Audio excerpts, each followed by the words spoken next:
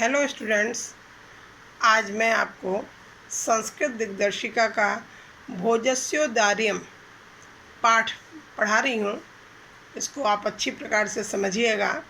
भोजस्योदार्यम का अर्थ है बच्चों भोज की उदारता। राजा भोज अत्यंत उदार राजा हो चुके हैं। उनकी उदारता का वर्णन इन 4 श्लोकों में किया गया है।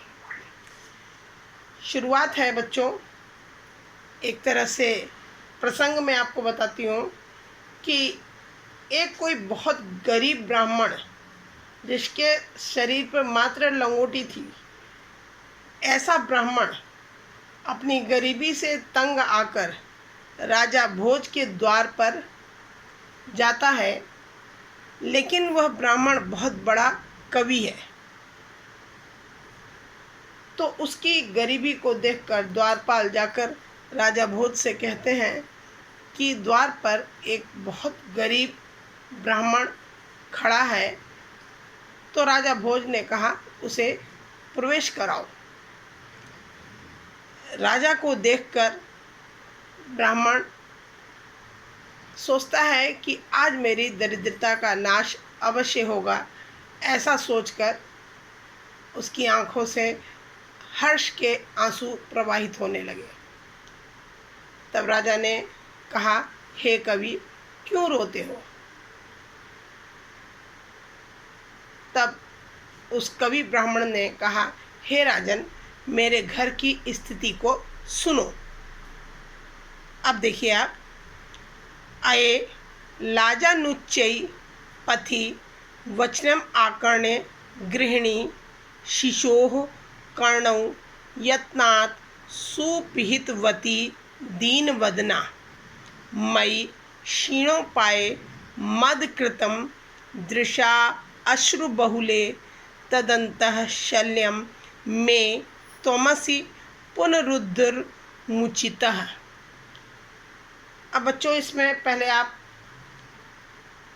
कठिन वर्डों को देख लें। लाजान, लाजान का अर्थ है बच्चों खीलों को, खील को कहते हैं लाजान। सुपिहितवती का अर्थ है अच्छी प्रकार से ढक लिया, अच्छी प्रकार से बंद कर दिया। दीनवदना का अर्थ है दीन मुख वाली। क्षीणोपाये का अर्थ है साधनहीन। अंतः शल्यम का अर्थ है हृदय में चुभे कांटे को। उद्धर्तुम मुचितः का अर्थ है निकालने के योग्य। अब आप देखिए, जो गरीब ब्राह्मण कवि है वह अपने घर की स्थिति का वर्णन राजा से कर रहा है। राजा भोज से क्या कहता है कि मेरी दीन मुख वाली पत्नी ने पथ में अरे खीले ले लो ऐसे उच्च स्वर को सुनकर बच्चों के कानों को, शिशोः कर्णों माने बच्चों के कानों को यत्नपूर्वक बंद कर दिया और मुझ साधनहीन के ऊपर जो उसने अश्रुपूरित दृष्टि डाली वह मेरे हृदय में कांटे के समान चुभ गई। उस कांटे के समान चुभी हुई दृष्टि को निकालने में आप ही समर्थ हो। आप ही इस प्रकार के कांटे को निकालने में आप ही समर्थ हो सकते हो। समझ में आ गया बच्चों? ब्राह्मण कहता है कि गली में कोई खील बेचने वाला आया हुआ है और उसके बच्चे खील लेने के लिए जिद ना करें, इसलिए मेरी दीन मुख वाली पत्नी ने बच्चों के कानों को यत्नपूर्वक बंद कर दिया। क्यों? क्योंकि खीलों को खरीदने के लिए पैसे ही नहीं थे। उसकी पत्नी ने बच्चों के कानों को यत्नपूर्वक बंद किया। और क्या कह रहा है ब्राह्मण कि मेरे ऊपर उसने, मेरी पत्नी ने अश्रुपूरित जो मेरे ऊपर दृष्टि डाली, मैं साधनहीन हूँ, तो वह दृष्टि मेरे हृदय में इस प्रकार से धंस गई है, इस प्रकार से गड़ गई है कि उसे, उस कांटे के समान जो दृष्टि मेरे हृदय में गड़ी है, उसको निकालने में आप ही समर्थ हो। आप मेरे ऊपर दया करो। अगला श्लोक देखिए बच्चों। अर्धम दानव वेरिणा गिरिज याप्यर्धम शिवस्य हृतम देवेत्थम जगति तले पुरहरा भावे समुन्मीलति गंगा सागरम अंबरम शशिकला नागाधिपः शमस्तालम सर्वज्ञ त्वम अधीश्वरम त्वम गमत त्वाम माम तु भिक्षाटनम। अब बच्चों इसमें भी आप वर्ड मीनिंग देखिए। दानव वेरिणा का अर्थ है दानव वैरी अर्थात विष्णु जी के द्वारा। गिरजा अप्यर्धम का अर्थ है पार्वती ने भी आधा, पार्वती जी ने भी आधा भाग लिया था। शिवस्य हृतम का अर्थ है शिव का आधा भाग। पुरहरा भावे का अर्थ है शिव का अभाव। समुन्मीलति का अर्थ है दिखाई देने पर। और क्षमा तलम का अर्थ है पृथ्वी तल को। बच्चों अर्थ देखिए आप। राजा ने जब इस बात को सुना तब किसी ब्राह्मण ने शिव जी के समीप राजा से कहा, शिव का आधा भाग दानव वैरी अर्थात विष्णु ने और आधा भाग पार्वती जी ने ले लिया। हे राजन, जगती तले का अर्थ है पृथ्वी तल पर शिव जी का अभाव दिखाई देने पर गंगा सागर में, चंद्रकला आकाश में, अंबरम मीन्स आकाश, शेषनाग रसातल में, सर्वज्ञता और अधीश्वरता आप में आ गई और भिक्षाटन मेरे पास आ गया। इस प्रकार शिव जी के संपूर्ण गुण बट गए।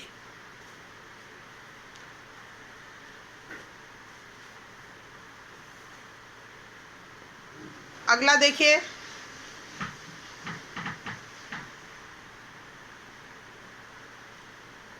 विरल विरलाः स्थूलास्ताराः कलाविव सज्जनाः मन इव मुनेः सर्वत्रैव प्रसन्नं भून्नभः अप्सरति च ध्वान्तं चित्तास्ततामिव दुर्जनः व्रजति च निशा क्षिप्रं लक्ष्मीर अनुद्यमी नामिव। देखिए वर्ड मीनिंग बच्चों। विरल विरलाह का अर्थ है कोई कोई। स्थूलाह मीन्स बड़े बड़े। कलाविव का अर्थ है जैसे कलयुग में। सर्वत्रैव सभी जगह।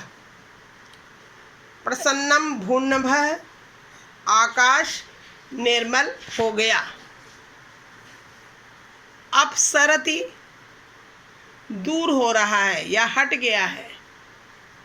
ध्वांतम अंधकार। चित्तात सतामिव सज्जनों के चित्त। इव माने जैसे। सताम माने सज्जनों के, सताम माने सज्जनों के, चित्तात माने चित्त से, क्षिप्रम का अर्थ होता है शीघ्र। अब देखिए, कोई कोई बड़े तारे ऐसे दिखाई दे रहे हैं जैसे कलयुग में सज्जन, मुनि के मन के समान आकाश सर्वत्र सर्वत्र निर्मल हो गया है। जैसे सज्जनों के चित्त से दुर्जन दूर हो जाते हैं, वैसे ही अंधकार दूर हो रहा है तथा रात्रि उद्योगहीनों की लक्ष्मी की तरह भागी जा रही है, अर्थात आलसी पुरुष के धन के समान रात्रि भी शीघ्रता से समाप्त हो रही है। और चौथा श्लोक है बच्चों, अभूत प्राची पिंगा रसपतिरिव प्राप्य कनकम गतच्छायश्चंद्रो बुध जन इव ग्राम्य सदसि क्षणम क्षीणास्तारा नृपतय इवानुद्यम परा न दीपा राजन्ते द्रविण रहिता नामिव गुणा। पिंगा का अर्थ है पीली, रसपति यानी पारा, रसपति का अर्थ होता है पारा, और गतच्छायश्चंद्रो बुध जन इव का अर्थ है विद्वान जनों की तरह चंद्रमा कांतिहीन हो रहा है, और इवानुद्यमम पराह का अर्थ है अनुउद्यमी की तरह, जो उद्यम नहीं करते हैं, आलसियों की तरह, राजंते यानी चमक रहे हैं, द्रविण रहिता नामिव का अर्थ है धनहीनों की तरह, गरीबों की तरह। अब देखिए अर्थ, पूर्व दिशा, प्राची माने पूर्व दिशा, पूर्व दिशा स्वर्ण को प्राप्त कर पारे की भांति पीली हो गई है। कनक माने सोना, पूर्व दिशा सोने को प्राप्त कर पारे के समान पीली हो गई है। गंवारों की सभा में विद्वत जनों की भांति चंद्रमा कांतिहीन हो गया है।